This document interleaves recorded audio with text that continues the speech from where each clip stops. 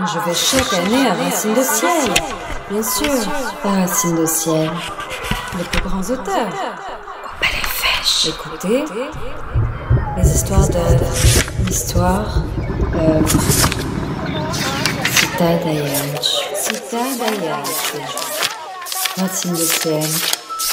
Cita d'Ayach. Alors voilà, bonjour, donc c'est la seconde partie des rencontres de cette matinée après la remise du prix. Et comme la remise du prix du livre d'art et du plus beau catalogue donc, a lieu au cours des rencontres littéraires de Racine de Ciel, donc il a été décidé que nous poserions aux membres du jury la question qui est au centre de la collection Une nuit au musée, créée par Alina Kurdiel aux éditions Stock. Donc voilà, la question que je vais poser à chacun des membres est celle-ci. Dans quel musée aimeriez-vous passer la nuit? Sachant que même si vous n'avez aucune envie de passer une nuit dans un musée, vous êtes quand même obligé de répondre. Donc, nous avons 7 membres qui sont présents et je vous rappelle la règle impitoyable, c'est 5 minutes pour répondre, un peu comme le grand oral du bac de lundi dernier. Bon, on peut aller jusqu'à 6 minutes exceptionnellement, 7, mais c'est vraiment... Voilà. Et donc... Donc, voilà, je vais me tourner vers vous. Marie-Christine Labourdette, avec qui je pensais commencer, mais qui m'a spécifiquement demandé de ne pas ouvrir le feu, donc je la placerai en seconde. Je vais commencer par Éric de Chassé, de façon...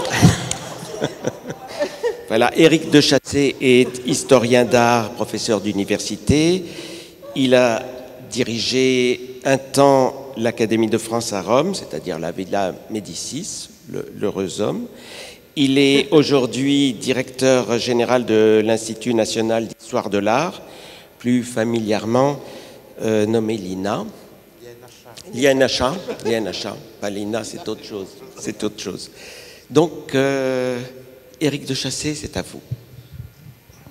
Alors, je vais ouvrir le feu en disant que c'est assez difficile de penser qu'on va prendre un plaisir particulier à passer une nuit dans un musée, puisque y travailler d'une manière ou d'une autre, ça veut dire voilà, penser que non pas que la vraie vie est ailleurs, mais que c'est pendant la journée qu'on peut y passer du temps et qu'on peut effectivement y faire un certain nombre de choses. Alors, je répondrai par une sorte de paradoxe. Peut-être les seuls musées où je voudrais éventuellement passer une nuit sont des musées monographiques, dans lesquels passer une nuit en compagnie d'un artiste ou d'une artiste, ça c'est possible. Ça dépend des affinités, comme dans la vie. Mais je n'ai pas vraiment d'exemples qui me viennent à l'esprit. Alors, peut-être que le seul endroit où j'aurais vraiment envie de passer une nuit, et de toute façon, il n'y a pas de différence dans cet endroit entre la nuit et le jour, c'est la grotte Chauvet. Et y passer beaucoup de temps, j'ai passé beaucoup de temps dans d'autres grottes ornées, y compris d'ailleurs au milieu de la nuit, pendant des heures. Et c'est une expérience assez incroyable de proximité et de distance également. Et j'espère qu'aucun directeur ou directrice de musée ne m'en voudra de ne pas avoir cité son musée. Alors, donc, cette fois-ci, Marie-Christine Labourdette, qui donc, après avoir été directrice des musées de France et présidente de la Cité de l'Architecture, règne aujourd'hui, malgré la Révolution, sur le château de Fontainebleau. De nuit comme de jour. Tant qu'à vous, Marie-Christine. Très bien. Bon, je n'aurais fait que reculer un tout petit peu la question terrible. Alors moi je dormirais si par hasard ça c'était possible, parce qu'effectivement je suis assez d'accord avec Eric, nous y passons nos jours et peut-être que nos jours sont plus belles que vos nuits, donc du coup on n'a pas besoin de passer une nuit dans un musée puisqu'on y passe déjà nos journées. Ce serait peut-être dans un musée qui n'existe pas, qui est le musée de l'accident de Paul Virilio.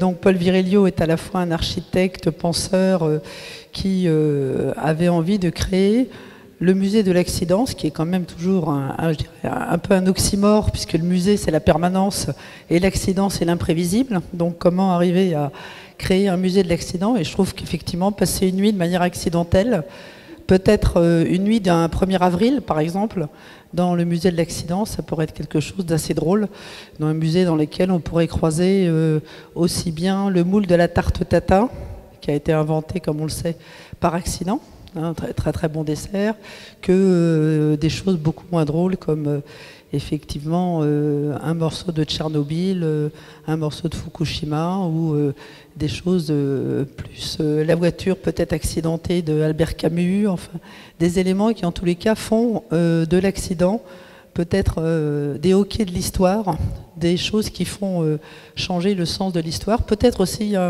un musée dans lequel il y aurait le buste de Cléopâtre, dont le nez aurait, s'il avait été plus long, aurait changé, disait-on, le destin du monde. Voilà, donc comme c'est un musée qui n'existe pas et que la nuit du 1er avril, on est souvent très pris, finalement, c'est assez peu risqué de dire que c'est là où j'ai envie de passer une nuit. Alors c'est vrai que le musée de l'accident de Paul Virilio n'existe pas, mais il a été commissaire de 2 expositions, je crois, à la Fondation Cartier, qui étaient mémorables, et dans le choix de dans ce qui est proposé aux auteurs qui participent à la collection Ma nuit au musée, ils ont aussi la possibilité de choisir une exposition, puisque je crois qu'un des livres qui est en préparation actuellement, celui de Yannick Enel, c'est le choix de l'exposition sur Francis Bacon qui est au centre du livre. Oui, et finalement, Virilio, à travers ça, pousse à l'extrême la logique de Georges-Henri Rivière sur l'ethnographie, puisque finalement, voilà, peut-on faire musée de tout? Peut-être aussi de ça, voilà. Merci. Le sort tombe maintenant sur Laurence Descartes, elle-même conservatrice de musée, historienne, qui après avoir présidé le musée d'Orsay est présidente aujourd'hui du Louvre, tout simplement. J'aime bien le tout simplement, oui. Alors moi je rejoins un peu Éric de Chassey, c'est-à-dire que je ne vois pas vraiment le musée comme le lieu idéal pour passer une nuit en général, puisque j'y travaille beaucoup. Et que voilà, j'ai pas ce fantasme-là. Je l'ai peut-être tué il y a quelques années. En revanche, ce qui est vrai, c'est que ce qui se passe la nuit dans un musée est très fascinant. C'est-à-dire que notre rapport au musée change à la tombée de la nuit, incontestablement. Et on a beau y travailler, connaître les choses, voilà, connaître un peu les clés de telle ou telle institution, il se passe des choses. Et donc c'est pour moi un moment, la nuit au musée, que c'était à l'Orangerie que j'ai dirigé, à Orsay, au Louvre, ce sont des moments de liberté, des moments d'un rapport beaucoup plus libre au musée. C'est d'ailleurs au Louvre un moment où on invite les créateurs à s'emparer du musée, tant du spectacle, de la danse, de la musique. Donc c'est un moment très particulier. Et au fond, ce qui se passe là, c'est moins le regard qu'on porte sur les œuvres, à mon avis, parce que pour moi, ça n'est pas ce temps-là, c'est le temps du lieu, de l'esprit des lieux. Et on se laisse prendre par notamment l'architecture, le rapport à l'espace, par la poésie qui s'en dégage, par quelquefois d'ailleurs un sentiment un peu étrange. Hein, voilà, et donc je me suis un peu éloigné de mon centre de gravité. J'ai pensé à des musées justement où l'esprit du lieu est très fort.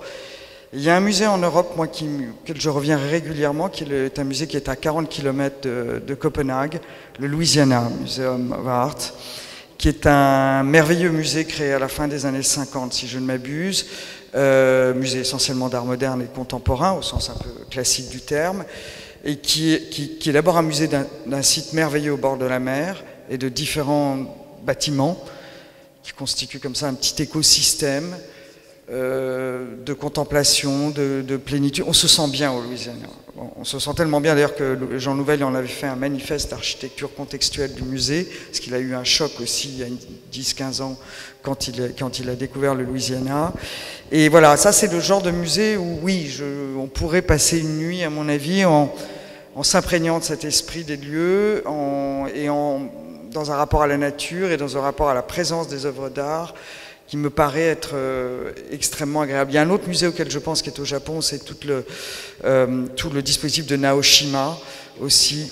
Voilà, et on peut parfaitement y dormir. C'est un lieu où on peut dormir et où il y a quand même cette idée d'une espèce d'harmonie. Je vais le dire très simplement comme ça, et de plénitude. Et voilà les lieux où je me dis que là, la nuit au musée, au sens plein du terme, pourrait avoir du sens et je pourrais en avoir envie. Voilà. On voit que vous échangeriez assez facilement le Louvre contre... Non, on n'échange pas le Louvre. Non, attendez, non, me faites pas dire. Non, le Louvre, alors, je ne le crie pas sur les toits, mais le Louvre la nuit est une chose absolument fantastique. Fantastique. Ça oui, mais pour la journée, plus que pour la nuit. Mais voilà, j'ai essayé de prendre un peu de recul par rapport à ma vie présente. Voilà. Alors on va respecter autant que possible la belle alternance genrée homme-femme. Donc ça va être à Philippe Morel maintenant. Philippe Morel qui est historien et critique d'art, professeur d'histoire de l'art à l'université Panthéon-Sorbonne, je ne sais plus si ça s'appelle toujours comme ça. Il dirige le Centre d'histoire de l'art de la Renaissance et il aime beaucoup l'Italie, si j'ai bien compris. Je ne suis pas le seul autour de cette table. Alors moi, j'ai quelques difficultés à répondre à cet exercice et je vais botter un peu en touche. Ce serait plutôt l'idée de vous inviter, public ici présent, à une expérience qui pourrait être tout à fait intéressante, qui serait de passer une nuit dans la chapelle Sixtine. Alors, bien évidemment, il y a beaucoup de spectateurs ou de visiteurs de cet endroit qui sont extrêmement déçus lorsqu'ils se retrouvent dans ce lieu qui est totalement envahi par une horde de visiteurs. Mais c'est un lieu qui, dans certaines conditions, peut permettre une expérience rare qui est à la fois esthétique, intellectuelle et pourquoi pas mystique. Et il m'est arrivé il y a quelques années, à l'occasion d'un colloque organisé par les musées du Vatican qui se rapportait précisément à Michel-Ange, de passer 2 heures, simplement 2 heures avec un groupe de collègues dans cet endroit. Et j'ai pu vraiment, alors que je connais bien toute l'histoire de ces décors, prendre la mesure de l'importance de cet ensemble décoratif éminemment sacré, comme chacun sait, et qui se vit véritablement dans sa spécialité, sa parcourabilité, hein, dans une sorte d'abord de constant va-et-vient de la gauche vers la droite, dans le dialogue entre les fresques pariétales, et plus encore dans une sorte de remontée progressive, une remontée progressive depuis la porte jusqu'à l'autel, une remontée progressive dans le temps, une remontée progressive vers l'origine, vers notre origine, l'origine de la création, vers Dieu pour les chrétiens bien évidemment. Et c'est ce que Michel-Ange a su sublimement concevoir, et en particulier avec cette structure architecturale totalement invraisemblable qui est en effet un édifice allégorique qui vient nous absorber et qui semble nous entraîner de manière relativement sereine et continue vers ce qui est l'aspiration de tout chrétien, c'est-à-dire vers le retour vers son Créateur, vers Dieu. Voilà, c'est à cela que je vous aurais volontiers invité, et peut-être que ça se fera. Merci. Et maintenant, bon, le choix va tomber à pic, vous allez le voir, puisque... tomber ou monter d'ailleurs, c'est au tour donc de Marielle Pic. Marielle Pic est archéologue, conservatrice, elle a traversé plusieurs grandes aventures muséales, du travail des fouilles sur le Grand Louvre. Non ? Non, ça c'est trop dans la France. Moi, je vais vraiment au Oui, Proche-Orient. c'est vrai, au Proche-Orient, mais aussi au département des monnaies, médailles et en tout cas la BNF, et puis aussi le département des antiquités orientales au Louvre. D'accord, voilà. Donc, Non, Philippe, vous en avez un. Ah ben pardon. Donc oui, effectivement, vous imaginez qu'entre Orient et Occident, j'ai toujours penché entre les deux grandes régions, si je puis dire, mais quand même une tendance pour l'Orient. Et en fait, je voudrais, pour commencer, parler d'un livre que j'ai lu. Je crois que Diane est dans la salle. Diane Mazloum, qui a écrit ce livre qui s'appelle Le Musée national de Beyrouth. Donc. Et c'était pas... Comme le livre a déjà été fait, je me suis dit, bon, je ne vais pas passer une nuit dans le Musée national, mais je voudrais juste vous lire une des phrases de Diane, vraiment dans ses conclusions. Le Musée national de Beyrouth devient le seul pari possible.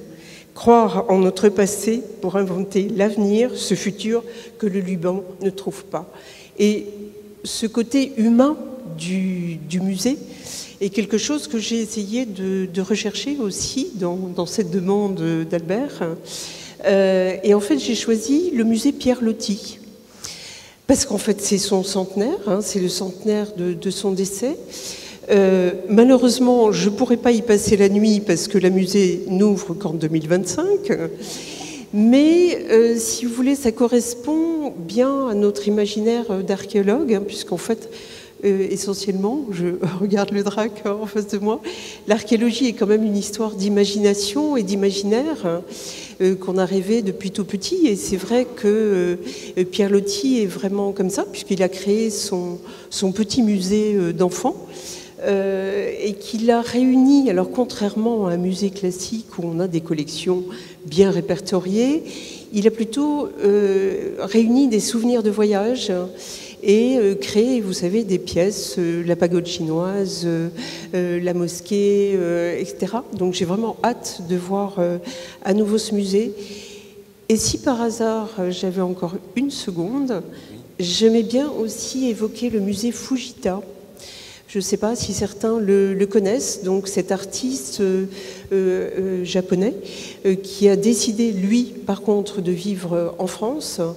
Et sa maison est absolument merveilleuse parce qu'on est entre son travail d'artiste, qu'il a fait beaucoup dans le grenier de sa maison, et sa vie personnelle, où il a vraiment modifié des choses dans sa maison. Donc, en tous les cas, je vais vraiment vers, un petit peu comme Eric, vers le contact avec une seule personne, et le contact que j'aimerais bien avoir d'ailleurs. Merci. Le musée Pierre Loti, il est près de Nantes, à Rochefort. À Rochefort. Oui, avec des photos assez incroyables de lui-même. Transformé en Osiris, transformé en... Il avait des fêtes fantastiques. Il était arrivé en train de Paris, déguisé. Enfin, c'est tout un... formidable. Toute une époque. Hein, oui. Ah oui, oui. Et donc, maintenant, c'est à Sophie. Macar, toi tu finis. Ah bon? Mais non, toi, parce que non, ce n'est oui, mais il n'y a pas d'alternance, mais toi tu es notre hôte, Alors, allez, je te laisse. Alors, voilà, je pensais finir en beauté avec Philippe, mais ça sera encore mieux. Bon, avec Philippe, qui est une personne qui n'est pas tout à fait inconnue à Ajaccio, qui est notre hôte à tous.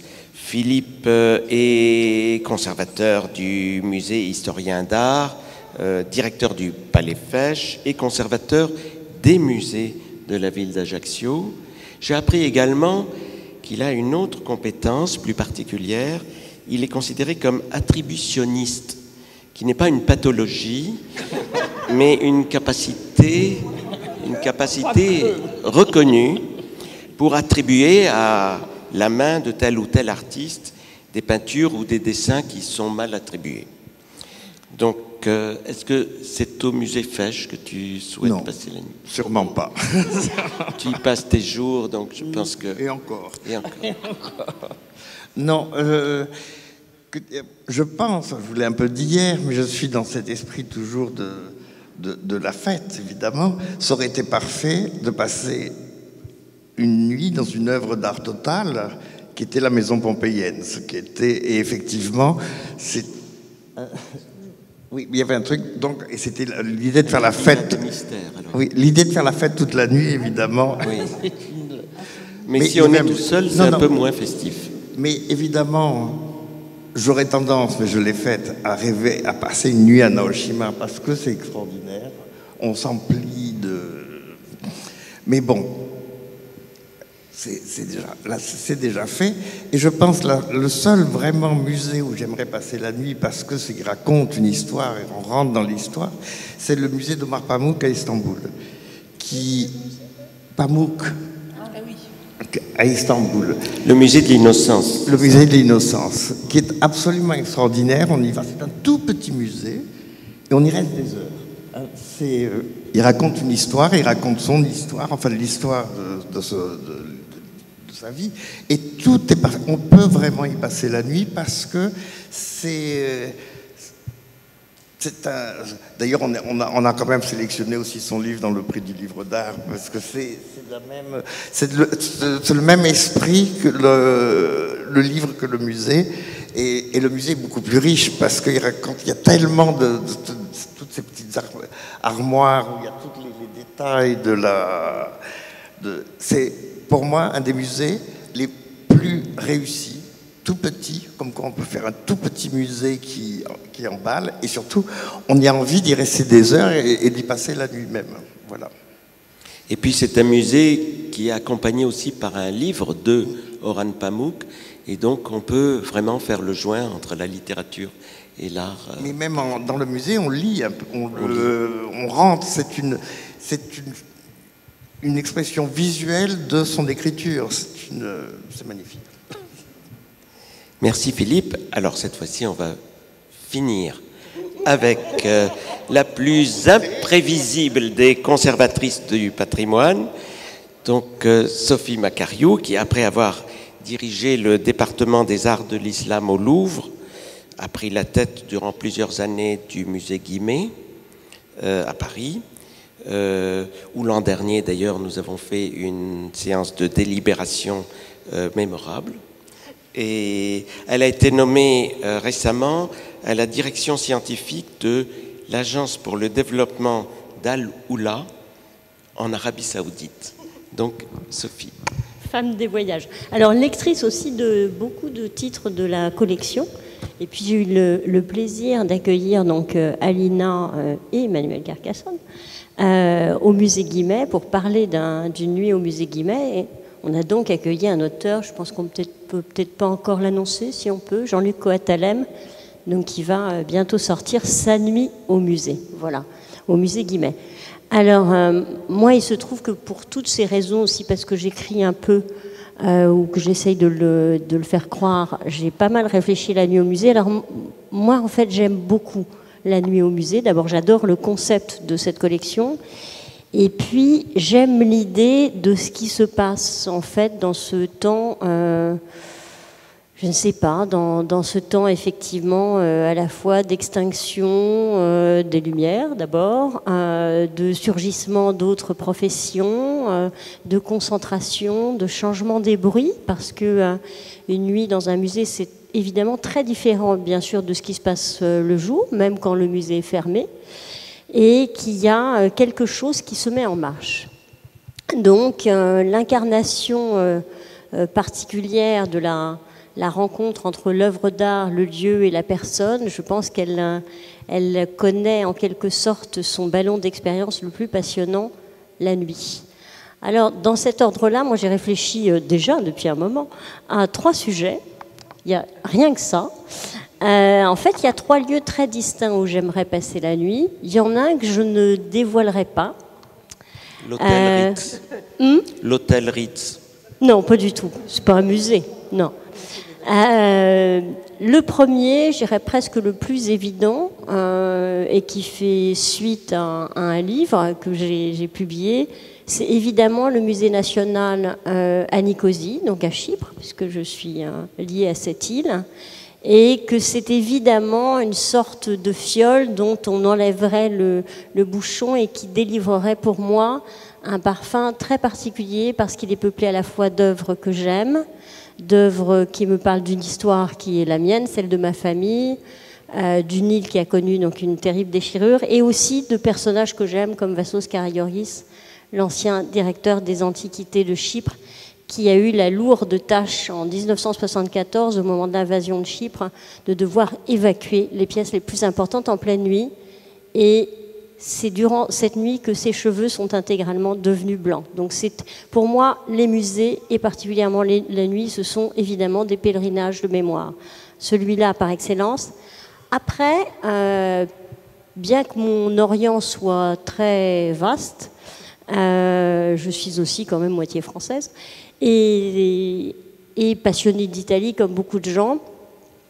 L'idée de la nuit, c'est aussi l'idée de la concentration du face-à-face silencieux, exclusif, c'est merveilleux. Et avec qui ou quoi est-ce que j'aimerais avoir un face-à-face exclusif? Eh bien, pour moi, avec la plus belle sculpture du monde, qui se trouve à la Galerie Borghese et qui est l'Apollon et Daphné du Bernin. Voilà. Et puis, il y a donc un troisième lieu au musée, mais ça, on en parlera uniquement avec Alina et Manuel.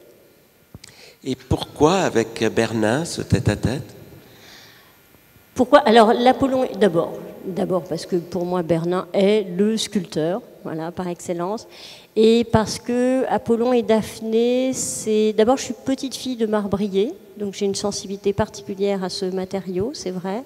Et que je trouve, d'abord, j'aime le mythe d'Apollon et Daphné, j'aime la façon dont Bernin capture l'impossibilité de la capture, la suspension du temps, et je trouve qu'il a créé une œuvre qui est effectivement un pur mouvement arrêté, et que c'est un oxymore, cette sculpture absolument extraordinaire. Je me suis jamais lassée de la regarder, et donc je trouve que passer des heures dans sa compagnie exclusive est un luxe absolument extraordinaire. Merci. Ben, on a fait le tour, mais comme au fond ça a été très rapide, c'est la première fois que tout le monde obéit à mes règles. Donc je vais, puisque j'ai le micro, je vais aussi vous infliger mon propre choix pour ne pas avoir l'air de me dérober aux questions que je pose moi-même. Donc je me suis posé la question de savoir où j'aimerais passer une nuit, encore que, comment dire, c'est un désir très conceptuel parce que le faire réellement c'est une autre affaire. Mais et je me suis dit, il y a un lieu qui est assez fascinant, qui est la Sainte-Sophie à Istanbul. Parce que, bien sûr, Sainte-Sophie n'est plus un musée, mais justement, elle n'a pas arrêté de basculer d'un statut à l'autre. Elle a été un musée, elle a été d'abord, bien entendu, sous l'Empire romain, sous Constantin, une église, la plus grande église du monde. Puis, il y a eu toute la période byzantine, puis elle est redevenue une mosquée au moment de la prise d'Istanbul, et puis à la chute de l'Empire ottoman, plusieurs siècles plus tard, elle est devenue un musée sous Atatürk. Et il se trouve que ma grand-mère, qui était née, il est beaucoup question de grand-mère, qui était née à Istanbul, s'est évanouie dans l'église Sainte-Sophie la veille de son mariage. Donc voilà, j'ai un lien particulier avec ce lieu, mais aussi parce qu'il y a ce côté fascinant de savoir qu'est-ce que c'est qu'un musée, c'est-à-dire à quel moment est-ce que le pouvoir religieux se retire, et à ce moment, un monument qui est extraordinaire, qui est exceptionnel, on a la plus grande coupole au monde, qui s'est écroulée d'ailleurs à plusieurs reprises, avec tous les tremblements de terre, les séismes qu'a connu Istanbul. Et donc à quel moment est-ce que un lieu qui est un lieu religieux devient musée, et avec cette idée qu'au fond, ce qui devient musée et qui s'installe dans la pérennité, dans notre esprit absolu de ce qu'est un musée, peut redevenir un lieu religieux et donc peut rebasculer de nouveau, et sous le règne donc du dernier sultan d'Istanbul, Erdogan, il y a 3 ans, ce musée est redevenu maintenant une mosquée. Donc voilà, je ne sais pas si j'aurai facilement l'autorisation d'y passer la nuit, c'est une autre question, sauf si Alina intervient, bien sûr. Et donc voilà, c'est dans ce lieu que j'aurais voulu passer la nuit. Michel, est-ce qu'on peut te poser, Michel et Pascal, est-ce qu'il y a un lieu où vous aimeriez passer la nuit? Alors attendez, un micro. Pascal aussi, mais comme on va finir en beauté, ça sera Pascal.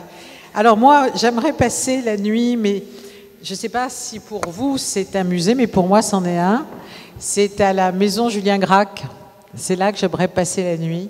Vraiment, parce que j'ai passé des journées et j'ai adoré cet endroit, voilà, parce que c'est le lieu de l'écriture, c'est le lieu où tout est donné à la littérature, et voilà, c'est vrai que si un jour je pouvais y dormir, je serais une femme heureuse, voilà, je sais pas, faites passer le message, je sais pas qui peut, pour moi c'est ouvert. Julien Gracq n'est plus là.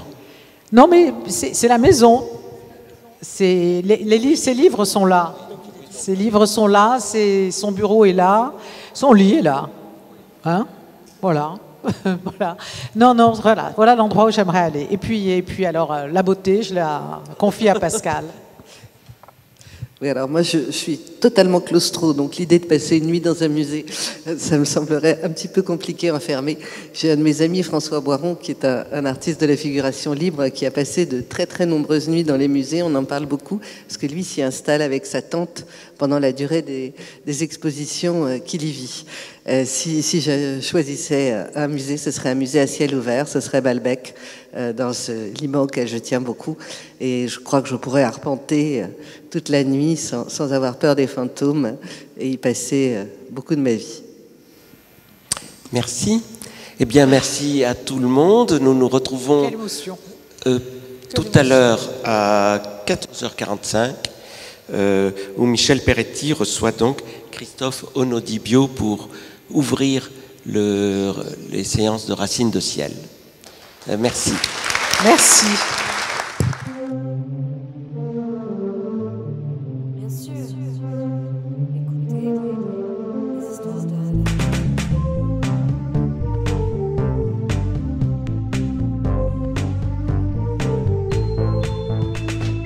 Dans mon bouquin, j'attendrai la fin du monde, libre à chacun d'y trouver ce qu'il voudra. Une autre vie, je m'immerge jusqu'aux dents. Serre donc ma main, tout lâcher pour l'écrivain.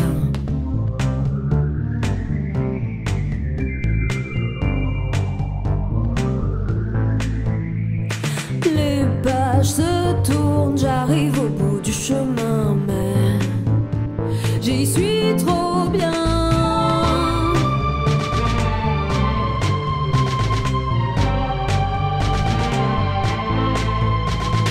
Dans mon bouquin, j'attendrai la fin du monde. Dans ces feuillets, mon mirador.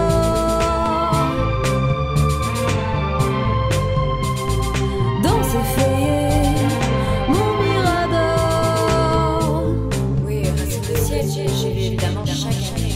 Les plus grands auteurs sont invités là-bas.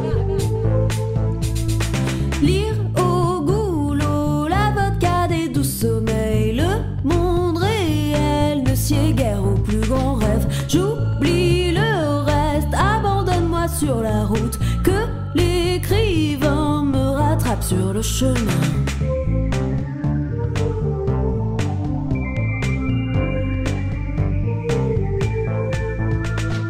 L'ouvrage est long, l'oiseau y plonge en piqué. Moi sur ses ailes.